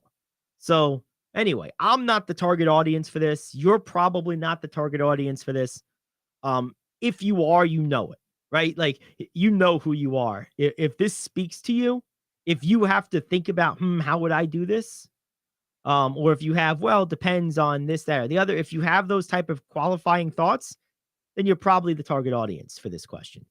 I'm not, so I wouldn't, but I understand someone who is more invested in this than I am. I understand why they would. I do. All right, let's take a quick break. When we come back, we'll hear from Tia Marchese of the OC Bombers. Their season starts this weekend. Well, we spoke to her yesterday. You'll hear our interview coming up next. And we'll wrap up the show with some NBA, what to watch over the weekend, and news you can use.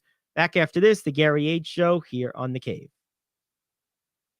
Do you want to save money on your next flight? Then pick up the phone and call. That's right, call. Because the best prices are not online. They're with SmartFares. See, SmartFares has special deals with the airlines. When they have unsold seats, they use SmartFares to fill them. So you get airline tickets at crazy low prices. They have access to great prices and discounts at over 500 different airlines. Plus 300,000 hotels and rental car companies. Their prices are too low to publish online. With the extra money you'll save, you can book another trip or treat yourself to dinner or shopping. So stop searching all of those travel sites to find the lowest price on your next flight. Let one of our SmartFares expert travel agents find the best price for you. Call SmartFares today and get ready to see the world with a fat wallet. 800-370-2460. 800-370-2460. 800-370-2460. That's 800-370-2460. Come on, you watch the news. Be prepared to pay more taxes. Then if you owe back taxes or haven't filed in a few years, get ready. The IRS, the largest collection agency in the world, will be coming after you with the power to collect taxes by any means they want to. Hey, they can freeze your bank account, your passport, even padlock your business. Oh, good times. Look, if the IRS claims you owe them $5,000 or more in back taxes and they're coming after you, don't panic. Call my friends at Get a Tax Lawyer first. Their job is to negotiate with the IRS and save you money. They're experts at it. That's all they do, and you can trust them. In some cases, they have reduced a $50,000 tax bill to less than $1,000. If you owe the IRS $5,000 or more in back taxes, call now for a free consultation. Call 800-649-8617. 800-649-8617. 800-649-8617. That's 800-649-8617. All righty, welcome back into the Gary Ayd Show, and we are pleased to welcome Tia Marchese here. She is joining us from the OC Bombers, coach of the 10U team. Been coaching in the organization for quite some time, played in the first, so you've been around a long time, Tia. Welcome, and thanks for joining us. Thank you. Thank you for having me. It's my pleasure. Now, your 10U team This is your first year coaching them, correct? But you've been coaching at other levels within the Greater Bombers organization for what, about 6 years? I've been coaching 6 years total. Yes. This is my third year with the 10U team. I've started with them. Yeah, I started with them at age 8. So. All right, very good. Now, over that time, one thing that I find interesting about youth sports for myself is I always think it's interesting how the kids develop, not really so much as players, but as just like people. Have you noticed a difference in just the way and maybe the amount that your players communicate as 10Us versus when you first got them at 8Us? Yeah, so it's a little like you have to reteach yourself the game in a sense to coach young kids. But my mom, Gina Marchese, who owns the Bombers, she has always taught that softball is life lessons. So like the things you learn in softball, the things you learn in any sport, you're going to apply them to life. So she's always tried to develop that within all of the Bomber teams to make it more like a family. Makes a lot of sense. Now, as far as the on the field stuff, you mentioned having to reteach yourself the game to coach younger kids. Can you give a specific example of what that might look like during practice or during a game? So for common softball terms, like when you say steal or cover a base or anything, you have to physically like think about it in their head and reteach it from like the ground up. So like what I like to do sometimes, I like to physically show them while I'm explaining so they can understand how to see it, what they should be doing. So making it more visual. Yeah, for little ones, they kind of understand that a little bit more than words. At what age do you think, in your experience, at what age does that start to kind of change? And as a coach, how do you adjust to that as you deal with older and younger players? So I guess help every team. So anytime a coach physically cannot be there, I step in. So as it kind of clicks for young kids right around like 12, 13, so like 14U, like around there, like 12, 13, like late 12U, early 14U, that's when their mental and their physical like combine. So then they understand the game more. It's very interesting to see too, like little ones who start at 10U all the way up, because you could see where they start and where they ended, like how they progressed over the years, just maturity wise and just athletic ability. So it's very interesting. Do you think there's an advantage when you're working inside an organization like the Bombers that have so many age groups? Do you think there's an advantage as a coach that when you have one of these kids who you maybe had as a 10U or 8U, and now all of a sudden you have them at a 12 or 14U, do they generally maybe, I guess, listen a little bit better or take your coaching more easily because of that longstanding relationship? Yes. So we do something that it's part of our training. We have Sunday night training from all age levels. So you see 8U we start from 8 to 3 and we go 8 to 18. So you'll see the kids kind of grow together, and also like the younger ones look up to the older ones, and the older ones kind of set a standard. And it's very like nice to see because we kind of combine everyone together. So then you could see what you should be, so little ones can see like what they should be, and older ones can remember what they're feeling, like a young girl's feeling about playing the sport. So it like reteaches, like, it's not just a job. It's also like it was your passion at like 10 years old to now, Yeah, no, that's really awesome. Now, what do you guys got ahead of you this weekend in terms of games and where you're playing, and what's the weekend look like? We play at a local field in Frozen Ropes. Chester. So we'll play there. Yeah, so it's a complex. Yep. It's like a local complex, and we're playing 3 games. We start from 10:30 for warm-ups and goes all the way down. So we'll play like back to back to back. We play just kind of local teams. Like this is a local beginners tournament because this is the beginning of spring.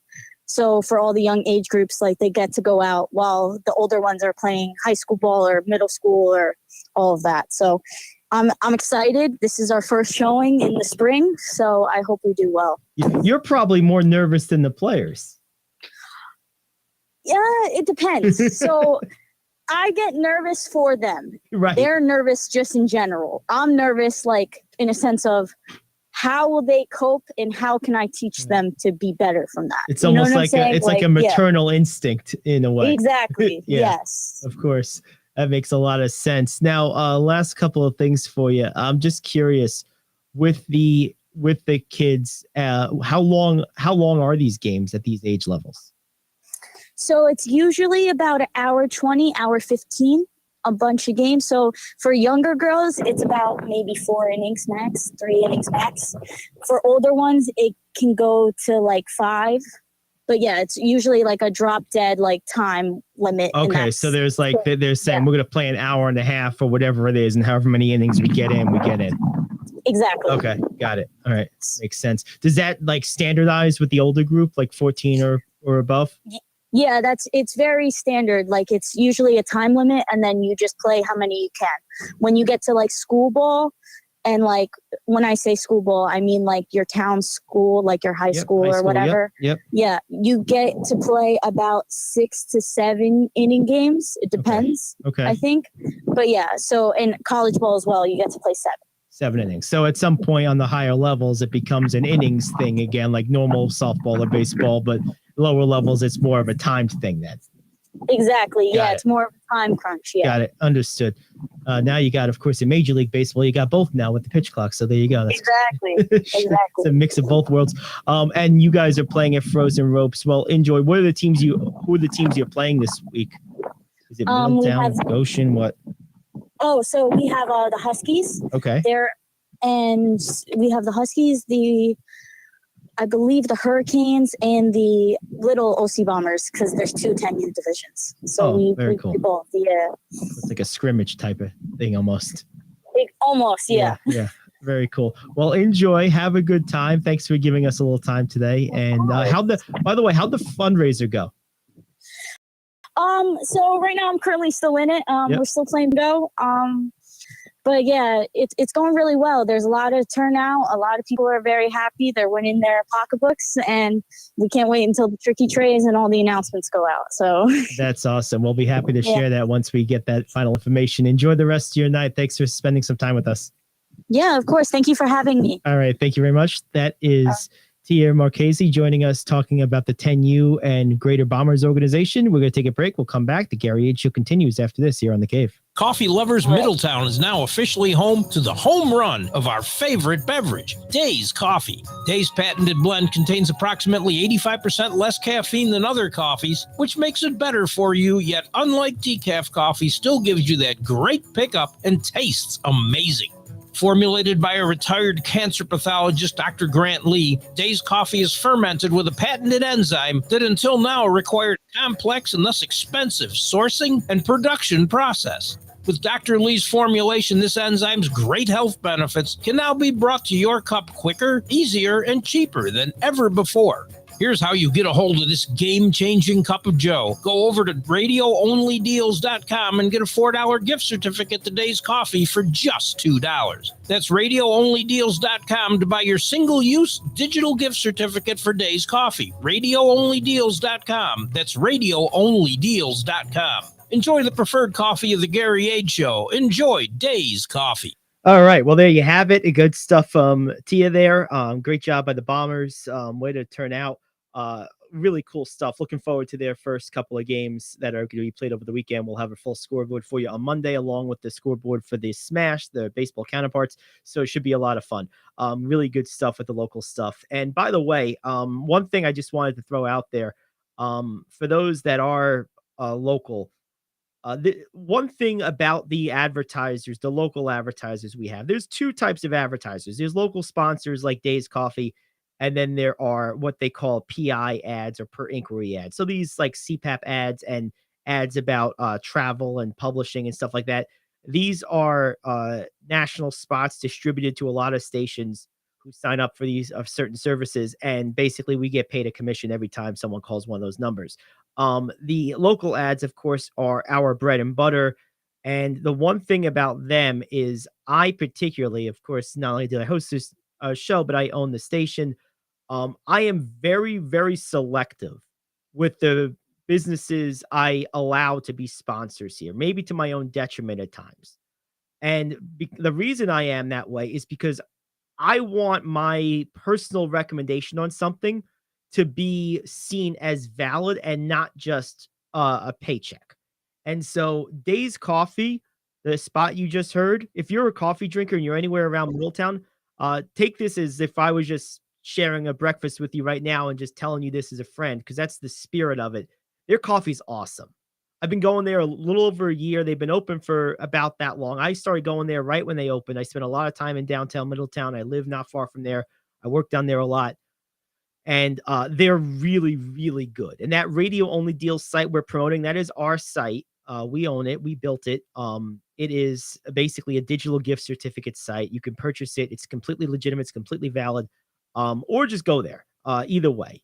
Their coffee's excellent. It's directly across from the old Something Sweet, right near the intersection of North Street and East Main Street. It's on North Street, about 4 storefronts in from East Main Street there. Really, really good. And I just feel I want to tell everyone that when I put an advertiser on, you can bet that I've done business with them or would do business with them if I needed their service. And I will not put someone on who I don't personally feel good about and telling my friends and my audience, hey, go to these people. They're good. So Days is excellent. Their coffee is delicious. It really is. And if you have a sensitive stomach, like I'm a little sensitive, I can't drink cold brew, but I can drink regular iced coffee. Their espresso, which I love the taste of, it usually doesn't love me though, because of the lower caffeine content, it sits in my stomach much better. So if you have a sensitive stomach, particularly with your second cup of the day, I usually drink 2 cups a day. It's a good place to go. It really is. So definitely check them out. They have my authentic, real endorsement, and yes, they pay us, but I was going there for well over a year before they ever paid us a dime. They're good. They're just a really good coffee place. Okay, now that little speech aside, we got some NBA news that's worth sharing. The Knicks, we mentioned, lost, which is unfortunate, to the of all teams, the Magic. Ugh, you hate to see it. But hey, what are you gonna do? A lot of games is tonight. 10 games in the NBA altogether. So let's go through a few of these. I'll just read them off, and then we'll dive into some of the ones that hold a lot of appeal. Charlotte at Dallas, Chicago at Portland, Detroit at Toronto, Houston at Memphis, Indiana at Boston, Milwaukee at Utah, Philly at Golden State, Oklahoma City at the LA Lakers, Phoenix at Sacramento, and San Antonio at Washington. So no locals in action tonight. But there's a couple of games here. Really, there's I think 3 that I really want to kind of 4. Yeah, so 4 games I really want to dive into here. Let's start with the Bucks and the Jazz. See, the Jazz, now that they have, I believe Clarkson is back from injury, they're going to be a tough out for Milwaukee, because the thing about the Jazz is they can score with anybody. They have no issues scoring the basketball, none whatsoever. So I think this is a game that if you're the Bucks, you have to be ready to go. You have to be ready to really lock in on defense and make sure you put up some points, because the Jazz actually average 1 point more per game than the Bucks do on the season, but the Bucks average 5 fewer points allowed. So this game, I think, is going to come down to, is the Jazz offense able to score its average against a Bucks team that on average holds teams to about 5 points fewer per game than the Jazz generally score. Because if the Jazz are able to score their normal allotment of points, 117 or higher, I think they'll have a chance in this one. I really do. But that's a tall task. This Bucks team is excellent defensively. They don't get the credit they deserve for it. They are a great defensive team. They communicate, they switch beautifully, they execute beautifully on defense. They're well coached. Mike Budenholzer, in my opinion, might be the best coach in the NBA right now. The guy's a great, great coach. Tremendous coach. Has been for a long time. Comes from that Spurs organization. He's absolutely tremendous. I think Milwaukee's going to find a way to win this game, but I think Utah is going to be in this thing. I think Utah is going to be a tough out for the Bucks because Utah can absolutely spread you out when it's Clarkson and you have, of course, Markkanen. Those two in particular can spread you out and can give you nightmares in that high pick and roll. So that's going to be something to deal with. Of course, the ultimate elixir anytime you play Milwaukee is someone's got to do something with that guy known as the Greek Freak. And no one can because that's why he's the Greek Freak. He's an athletic marvel. An athletic marvel. Just incredible. So that's one game. I'll be picking Milwaukee in that one, but look for that game to be pretty close. Second game I wanted to dive into here is Philadelphia and Golden State. Philadelphia has been a little bit iffy lately. Harden is in and out of the lineup. He's been injured a little bit. That's going to be tough to kind of, I don't know where he is right now in terms of his health. But against Golden State, losing a playmaker of Harden's caliber and obviously another scorer is going to be a really tough task to overcome. Embiid is day to day. He's questionable for tonight too. Harden also day to day. So both of those guys are questionable according to ESPN. Something to keep an eye on. Obviously, this game loses all of its luster, all of its appeal if both of those guys are out. If one of them's out, particularly if it's Harden, you might still have a shot. It's a game worth watching. Golden State is generally healthy. Of course, Wiggins is out with the personal reasons. Ultimately, let's just go ahead and break this down with the assumption that at least Embiid plays tonight. If Embiid plays tonight, if I'm Golden State, which has been much better at home than on the road this year, I'm looking and saying, okay, how do I make Embiid's touches where he catches the ball start at 17, 18, 20 feet instead of at 12 feet, 10 feet, or in the post? That makes all the difference. Golden State is a bad defensive team that turns the ball over a lot this year. It's why they're basically 500. It's those two fatal flaws. If they're going to beat Philly, even if Harden doesn't play, they have to make Embiid's touches from places that are further away and thus make him less efficient. If they don't do that, I think Philly wins because Embiid is just a absolute, he's like a gravitational pull where when he is in that paint or anywhere near it, the game just completely slows down. He completely collapses everything into him because he draws so much attention because he's so good and so strong and has such great footwork that everything around breaks down. And where Embiid has evolved the last couple of years as a player is now when that happens, he sees the floor and he sees where the breakdowns are happening and he's become an excellent post playmaker. And the second he gets into that kind of groove, you're dead because now he's engaged. He knows if you don't bring that extra help, he's going to take the guy. He's going to score 40 points.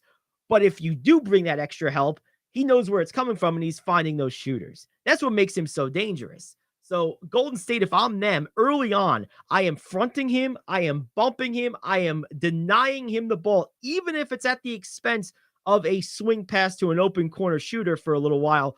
I'm taking that gamble because I am not letting him get in that type of rhythm and that type of groove. You're going to be destroyed if you do. I think Philadelphia wins this game because I don't think Golden State has the defensive discipline to execute that game plan. So I think that as long as Embiid plays, Philly wins. Last two games here, we'll go through these quickly.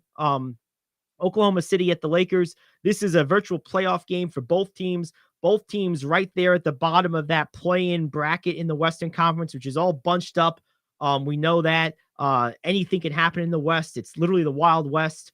Lakers are sitting in 9th, so they're in the playoffs right now. Oklahoma City sitting at a tied for, I guess they're 11th with the Jazz, basically. They're a half game up on the Jazz and a virtual tie with the Lakers, Mavericks, and Pelicans. So the Lakers, Mavericks, and Pelicans and the Thunder all have 36 wins and 37 losses. So there's a 4-way tie basically for everything between 8th and 11th place.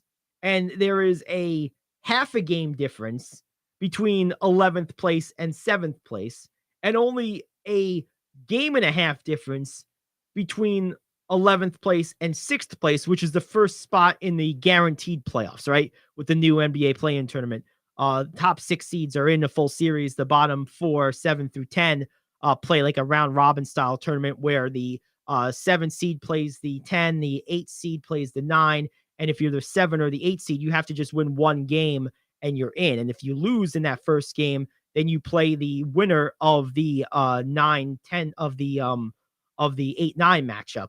And then the winner of that then gets into the full playoffs. So basically, if you're a 9 or a 10, you have to win 2 straight games.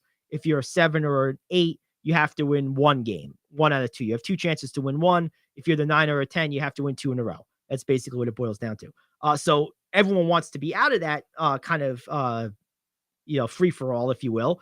And being at the 6th seed or higher guarantees you not to be in that tournament. And right now, the Lakers and these other teams are all a game and a half away from that. But maybe more importantly to immediate survival, they're all just a half a game away from being out of it altogether. So the West is crazy right now. These 2 teams, the Thunder and the Lakers, are among those teams in that scrum. So it makes it a very compelling game. If you're into like college basketball, March Madness, the kind of sudden death type of element, this isn't sudden death, but it's pretty close. We're near the end of the season here.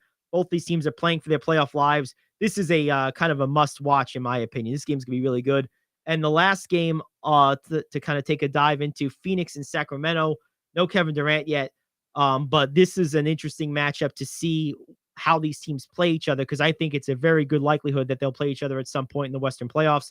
I think if Durant gets healthy at the right time, obviously the Suns could be a threat in the conference, will be a threat in the conference. The Kings right now are one of the 2 or 3 best teams in the conference. They are 3rd in the conference right now. They're 2 games behind Memphis, who has the 2nd best record, 5.5 behind the conference leading Nuggets. So this is a team in Sacramento that may have a chance at the finals this year. Phoenix may have a chance at the finals in the West. So this is a cool playoff game type of atmosphere tonight as well, most likely. So those are some games to watch tonight. There'll be some other stuff over the weekend, which we might touch on more in news and notes. World Baseball Classic we know is over. Major League Baseball debuts next week. So we have opening day coming up around the corner. We'll touch on that more on Monday. Right now, we're going to take a break. When we come back, we'll wrap up the show with some news and notes. It's the Gary Ayd Show here on The Cave. Are you like me? You have health insurance, but you don't have dental insurance. Do you need to get to the dentist right away? Maybe you need an implant or some other major service. Well, I found a dental insurance plan that's just right for you. It's called Spirit Dental. Spirit Dental offers a $100 lifetime deductible, a huge network of dentists. And here's the best part. There's no waiting periods. Yeah, that means you can call right now and have real dental insurance for you and your family tomorrow and get that immediate coverage you want. Spirit Dental has plans for just a few dollars a day, up to $5,000 annual maximum, and coverage for implants. Whatever age you are, the dental insurance you need is a free phone call away. Now don't wait, and be sure to ask about Spirit's vision plan. Here's the number: 800-631-9229. 800-631-9229. That's 800-631-9229. Hey friend, life happens and you need money. What do? You call the special toll-free number we're about to give you. We will send you a link to your phone with details on how you can loan up to $5,000. Couldn't you use $5,000 to pay for your rent, pay grocery bills, get your car repaired, or whatever you need? It's up to you. We don't care. We're just here to lend you the money. And we'll lend people money with good, bad, or no credit at all. Of course, some terms and conditions apply, and you'll see those on the link we're going to send you.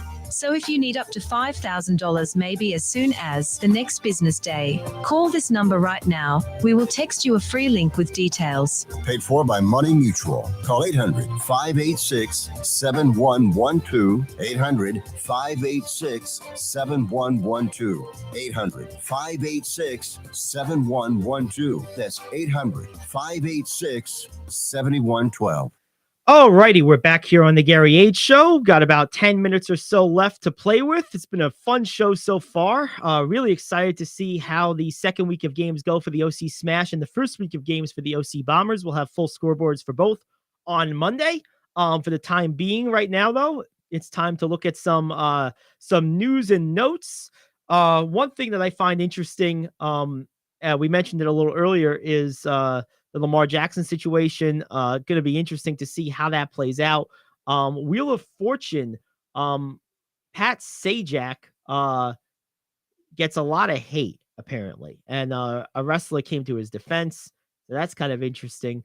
One other thing that I found interesting, there's a Colin Cowherd take going around about Michael Jordan and his failings since his playing days, both as an owner and as a he went through a few different things. You can find it online if you want.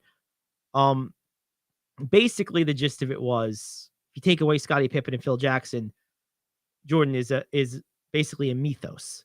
And while I am not on the Jordan is the greatest ever bandwagon,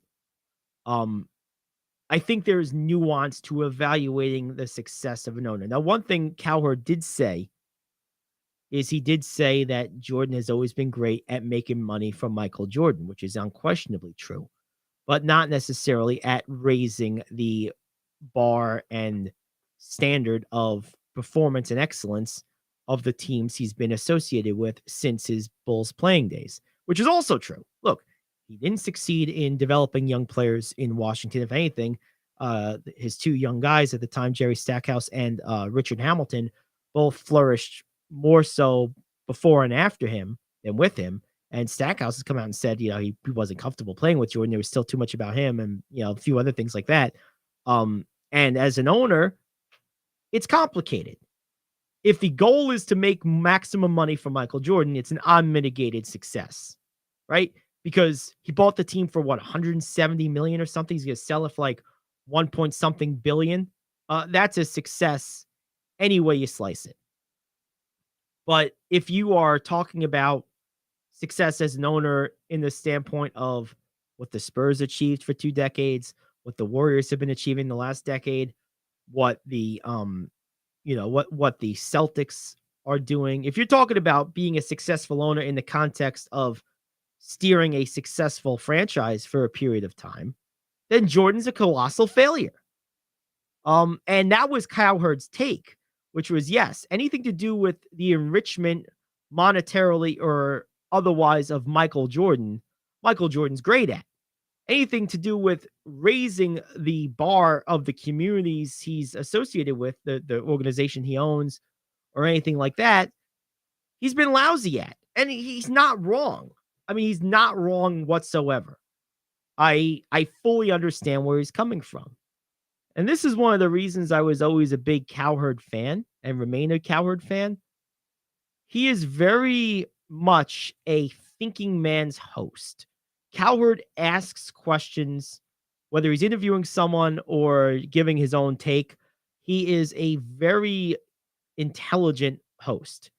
He's original, he's unique, and he's comfortable addressing uncomfortable topics.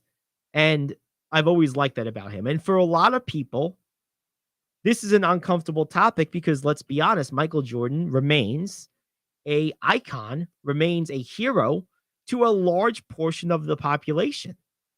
And to be critical of that in such a direct way and basically say, hey, look, other than those championships you won, you've been kind of a loser in some ways.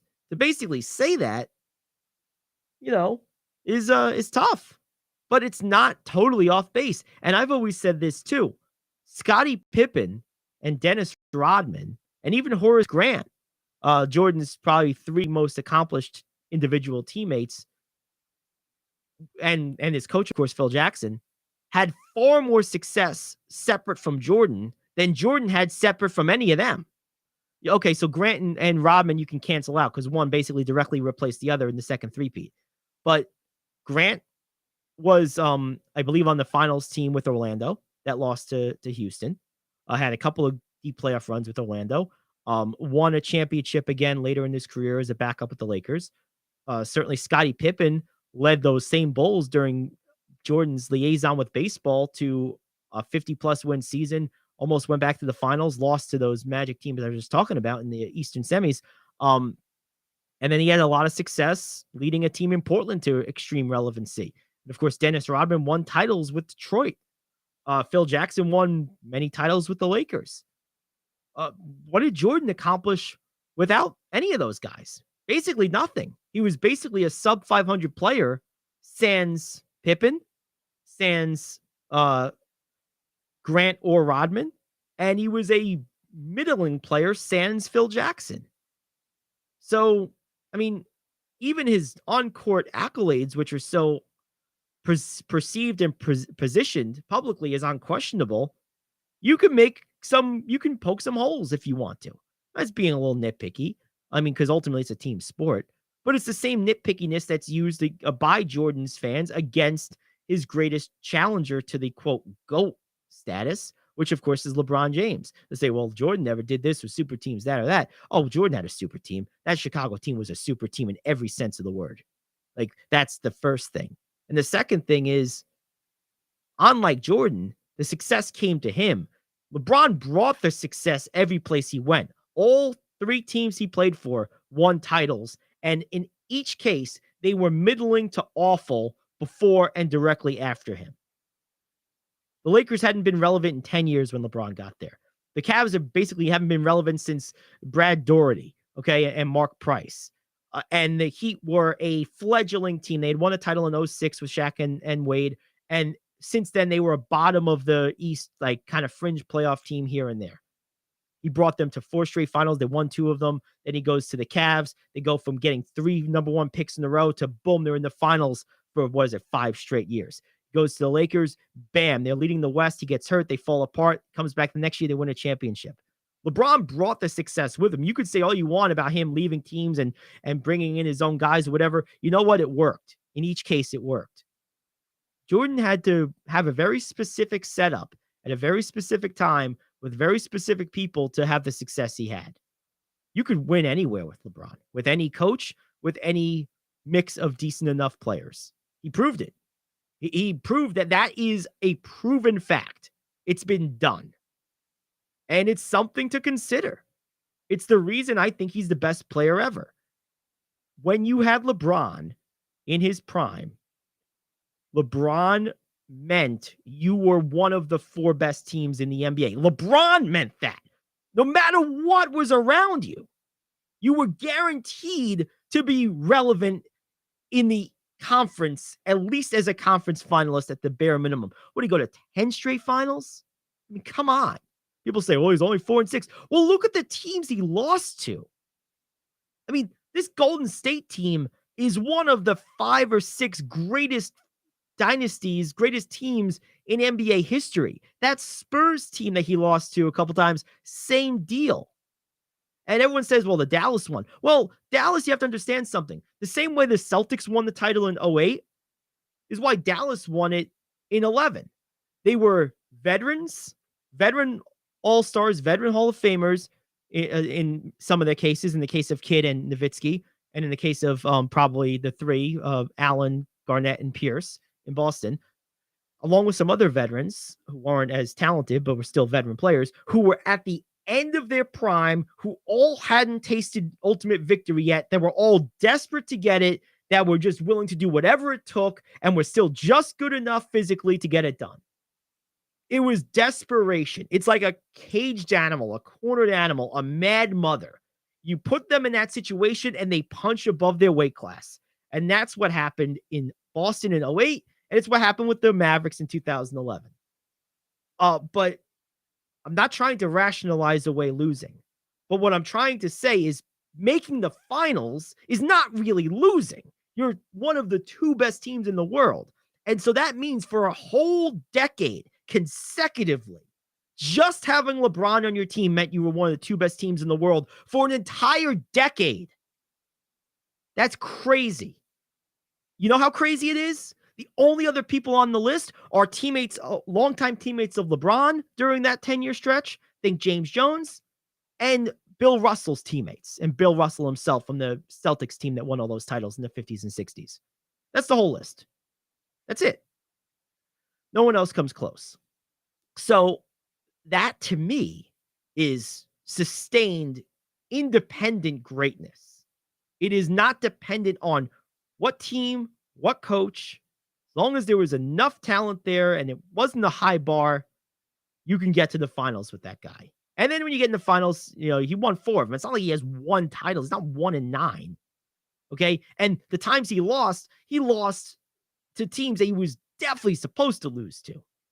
Like, you think of the finals in 2015 or 16 when it was him and Kyrie was hurt, Love was hurt. It was him and Matthew Dellavedova and Tristan Thompson going up against a 60-something win Warrior team with the Splash Brothers. Like, come on. How are they supposed to win that game? The fact that there was a series that won 6 games was a miracle. It was a miracle. So, anyway, it's just something else to consider.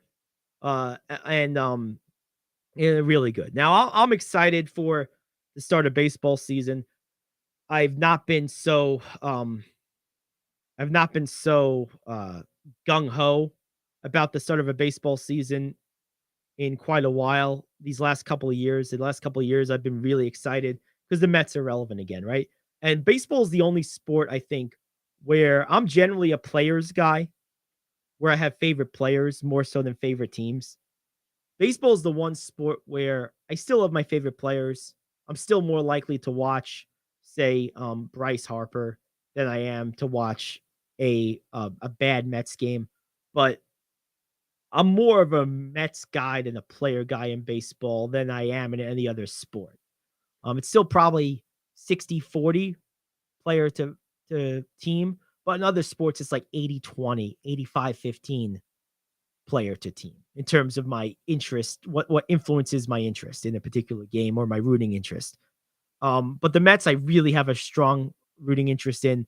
And I think that, I'm curious to see how they come out of the gate with the injury to Diaz, how they compensate that, how they compensate for the injury to Nimmo. Look, one thing that worked in their favor, Rhys Hoskins for the Phillies tore an ACL. So he's going to be out probably this season. That helps. I mean, it does. It evens the playing field a little bit. So we'll see. But we'll talk about that more next week. Until then, we want to wish our colleague Rich Anselmo a speedy recovery. We'll hopefully have an update for you next week. In the meantime, enjoy the weekend, enjoy the games, enjoy the Bombers and the Smash. We'll be back to talk about it on Monday. This is the Gary Ayd Show. Thanks for tuning in. We'll see you Monday, 10 to noon here on The Cave.